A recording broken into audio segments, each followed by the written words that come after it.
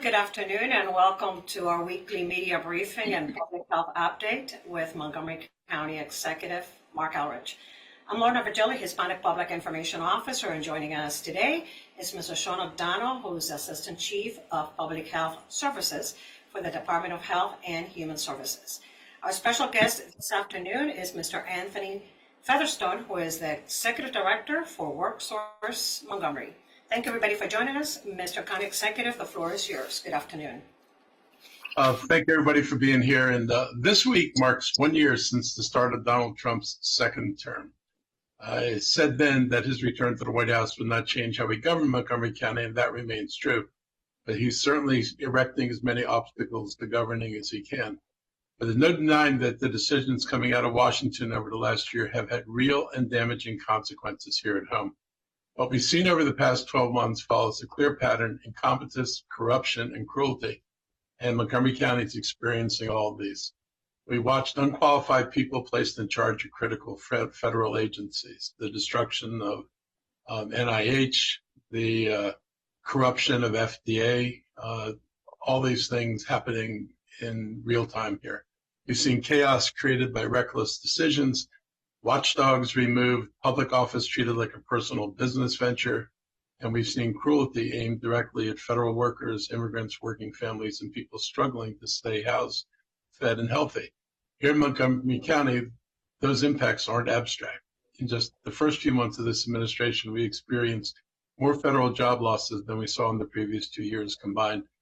Thousands of residents who dedicated their careers to public service are suddenly out of work, without warning and without stability. Immigrant families began living with daily fear, and we have not even seen the worst of it. If anybody thinks that we're being spared what's happening in Minneapolis and other cities, this is just a matter of him not having enough staff to do it all across the country. But as they continue to staff up and hire people with these $50,000 signing bonuses, who are hiring people who basically have no skills and no business being put in the position they're going to be put in, we are going to see a ramp up, and we're going to experience it. It's going to be more difficult.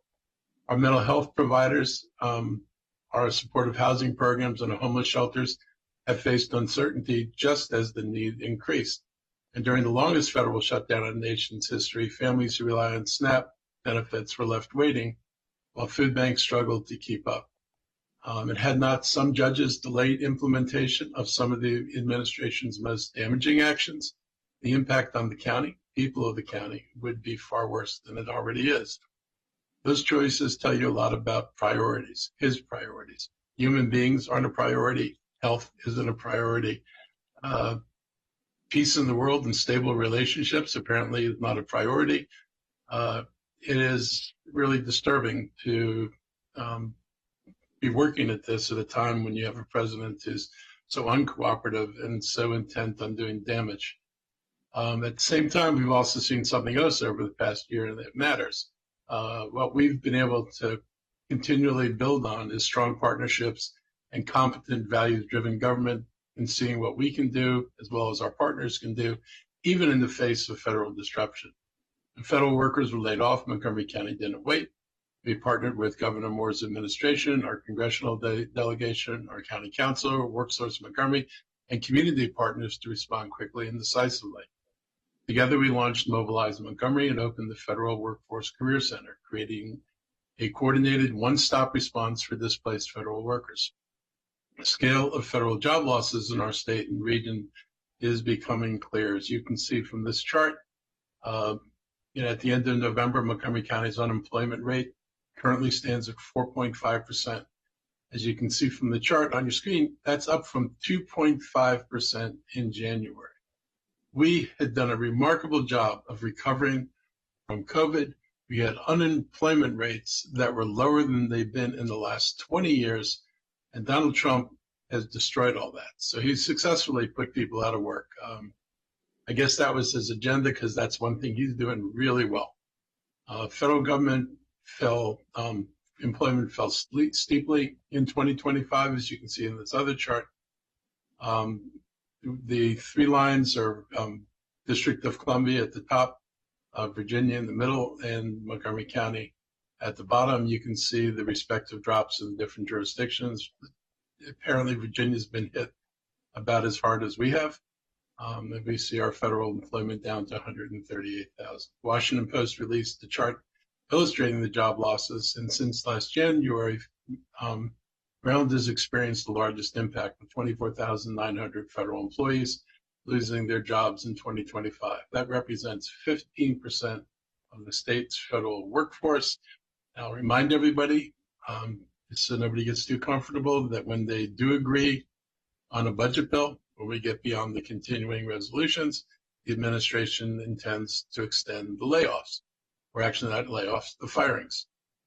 They're only stuck right now because of the continuing resolution has the other budget continuing into this year. As soon as they're freed from that, the world's going to become different again, and not in a good way. We're absorbing more federal losses than anywhere else in the country, and yet we continue to diversify our economies and add jobs in bio-life sciences and even manufacturing to offset these job losses. But there's no way we can offset the losses as fast as they're happening. We can't fool ourselves either. Many of the federal employees and contractors are in specialized positions, such as scientists, researchers, and policy area experts, positions that are hard to find in the market economy right now. So that is not it's not as simple as you lost a federal job, you'll get a civilian job. Those jobs largely aren't there. Last year, my administration, in partnership with the council, passed a $700,000 supplement to WorkSource Montgomery to create Federal Workforce Career Center. Since opening in October, the Federal Workforce Career Center served over 1,100 former federal workers and contractors. That's why I'd like to welcome WorkSource Montgomery's Executive Director, Anthony Featherstone, to share an update on these efforts. So, Anthony, the floor is yours. Yes, thank you, Mr. County Executive. So, Anthony Featherstone, and I have the pleasure of serving as the Executive Director for WorkSource Montgomery and our local Workforce Development Board. Our mission is pretty simple in explanation. We try to help our talent, our residents connect to opportunity, and try to help opportunity, which our local businesses connect to talent.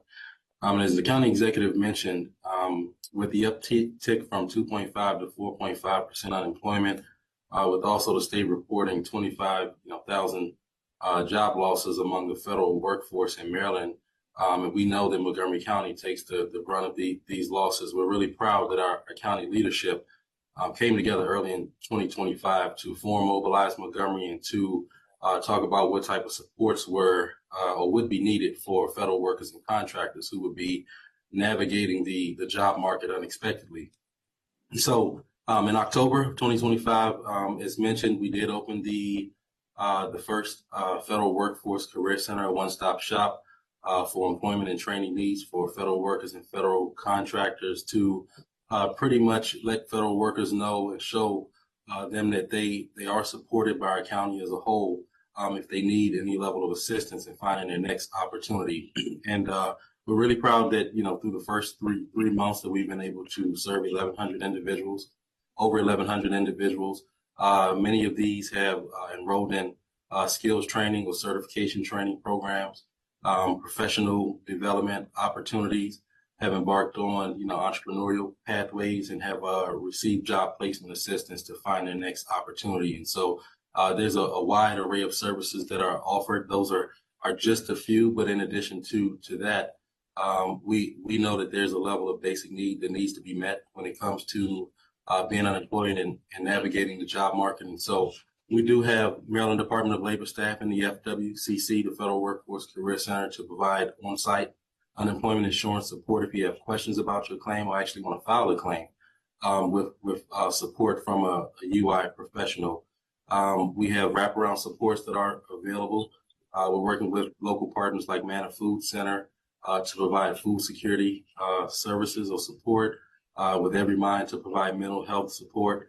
If you are looking to turn your skills into a business, into an entrepreneurship endeavor, we're working with the Black Collective to offer cohorts for entrepreneurial coaching and training, as well as one-on-one coaching and support to start your business. And so these services, along with helping you translate your federal skills to how they will be marketable in the private sector, resume development, doing a lot of interview preparation, and I think most importantly, providing referrals for employment opportunities are just a few among the many services that we're offering in the Federal Workforce Career Center.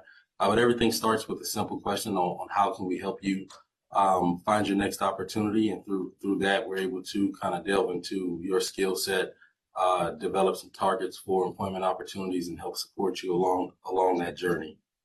There's a lot more that's on the horizon when it comes to workshops or when it comes to hiring events. We do have a large hiring event coming up on March 25th, and a lot of smaller scale events happening between now and then. We encourage everybody to check out our website at www.worksourcemontgomery.com or mobilize-montgomery.com to find out about what's happening at the Federal Workforce Career Center or with any of our partners that will provide support for federal workers and contractors trying to find your next opportunity. And if you need support, as I mentioned on the front end, if you don't know how your skills translate, or you want to sit down with somebody to help figure out your employment journey, we're here to support you. Our county is here to support you. You can walk into our job center at 11510 Georgia Avenue in Wheaton. You can go to one of the websites I just mentioned or give us a call. But we want to make sure that you know that we're here to support you in your employment journey. So, Mr. County Executive, thank you for the opportunity to share updates, and I will hand it back to you. Thank you for everything you've done over at WorkSource. It's really made a difference, and your leadership, I think, has been the key factor in that. You've been able to do remarkable things, so thank you very much. I'm going to turn my attention now to everybody's favorite topic, data centers. They've been in the news a lot recently. And, you want to take questions now, Lorna?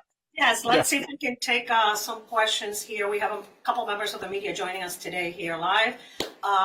Members of the media, please raise your hands if you have any questions for Mr. Featherstone, Executive Director Featherstone. No questions? Okay, Anthony, you can remain on the call if you like to, but if you need to depart, feel free to do so. And my apologies, Mr. County Executive, for that interruption. Go ahead, you may continue. It's not a problem. My apologies for not remembering to stop there. Like I said, data centers have been in the news a lot recently and a topic of a lot of conversations. They're a big topic in Maryland right now. In an effort to help shape the conversation around government policy, my staff and I have compiled a list of recommendations that are based on best practices, research, and many, many conversations. We've sent these recommendations to the County Council, also all of our members of our delegation in Annapolis, as well as the relevant department heads of the Maryland state government, and to many of the stakeholders in the county, including industry, utilities, civic associations, and environmental advocates. And we've asked for their comments. We wanted to give them advance warning, so they have a chance to mull over what we've been looking at already, and hopefully be able to add to what we've put down there if they've got other ideas that make sense here. On Tuesday, February 3rd, I'm holding a public meeting to hear from people in the county. The meeting's going to be at 7 p.m. at the Leggett Executive Office Building, and there will be an online option. I've offered these recommendations to help guide the development of local legislation as policy as the council begins its deliberations. And we need to go farther than the outline in the original bill. There's a lot of aspects to this. It's very complicated, and we really want to get this right. Obviously, there are financial benefits from doing data centers, but there are real problems related to the grid. And the stress it puts on the grid and the stress it's putting on electric supplies. So how we handle this is going to be really important for the future of Montgomery County and for the state, both economically and environmentally. So there's a lot at risk and a lot at stake here, but there are benefits that we can reap if we do this right. It's been 7 years in other fun news since we had more than 10 inches of snow, and forecasts are showing the potential for a significant snowstorm this weekend. And some models are predicting up to 18 inches. I prefer the one on my phone that's at 8 to 12, but 18, that's a nice number. This is really expensive. I mean, the saying around the county is that every inch of snow costs $1 million. So this is really not a good thing. Much as I like snow, I can't like it anymore because it costs too much. But this looks like a pretty significant storm. And looking at the storm map, this is a storm that's stretching from New Mexico up to the East Coast. That is a very large storm, not something we usually have. Our emergency management and transportation and public safety teams are already preparing for a worst case scenario. Up-to-date information will be available at montgomerycountymd.gov/snow, and residents can sign up for real-time alerts at alert.montgomerycountymd.gov. So please take time to prepare, check on your neighbors, especially seniors, stock up on essentials because you probably won't be driving out from the eggs you forgot to stock up on.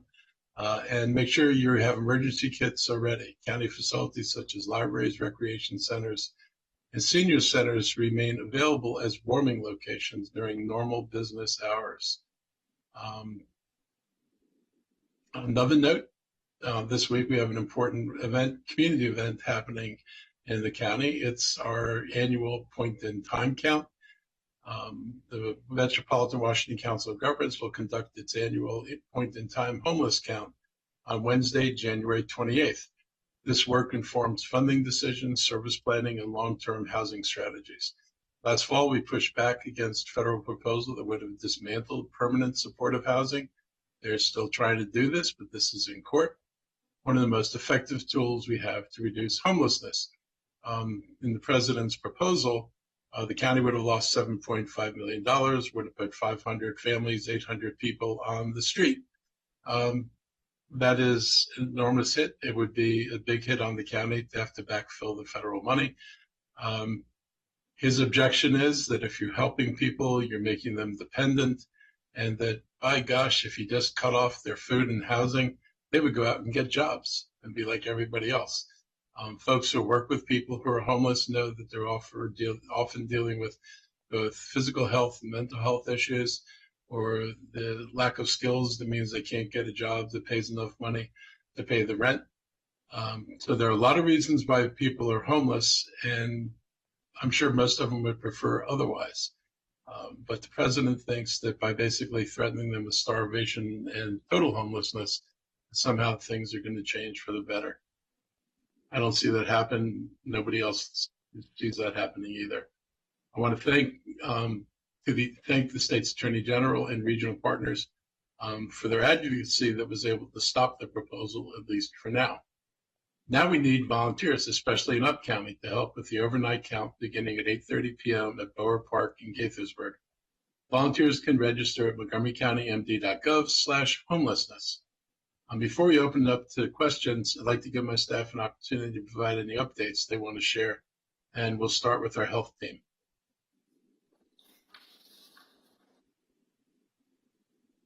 Thank you, Mr. County Executive.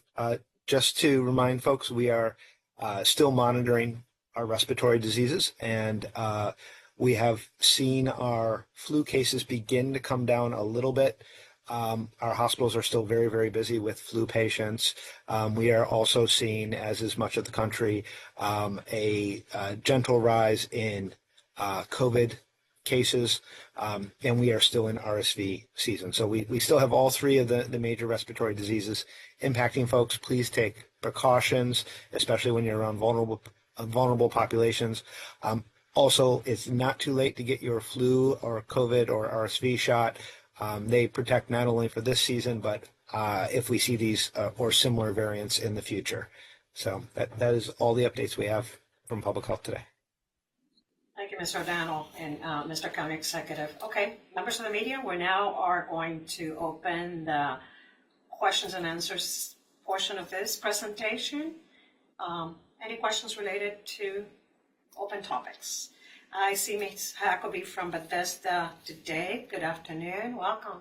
Good afternoon. I just wanted to go back to the possibility of snow. The county executive mentioned that the departments of transportation and emergency management are preparing for the worst case scenario. Could you just talk a little bit more about what those preparations look like? Well, given the size of the storm, which is atypical, I think there's going to be a lot of discussion about where to stage things and how early to stage things. You know, you don't want to be hit by the snowstorm and then figure out where you're going to move your equipment. We may be involved in pre-staging things, so we're minimizing the movement of equipment across the county. We're going to be looking at what our resources are for shelter, if we have to provide housing for people in, the county buildings, if people lose power and are unable to keep their houses heated, then we, no doubt be called upon to provide support for that. I think just generally it's making sure that everybody who's got a job is going to be prepared to do it, and that they're going to be able to in an anticipatory way put themselves in a position to deal with. This is different than an overnight snow where we sit around wondering, is it actually going to snow? Then when it does snow, is it going to snow and then rain right after it, or is this going to be just a few inches? We're talking about 12 to 18 inches or 8 to 18 inches. Both ends of that range are really problematic for transportation in the county. So we're trying to get ourselves in a position to handle this as efficiently as possible. Thank you. Thank you. Members of the media, any additional questions this afternoon? No more questions for the county executive? Well, thank you everyone for joining us. Have a great afternoon. Stay safe, and we'll see you next time.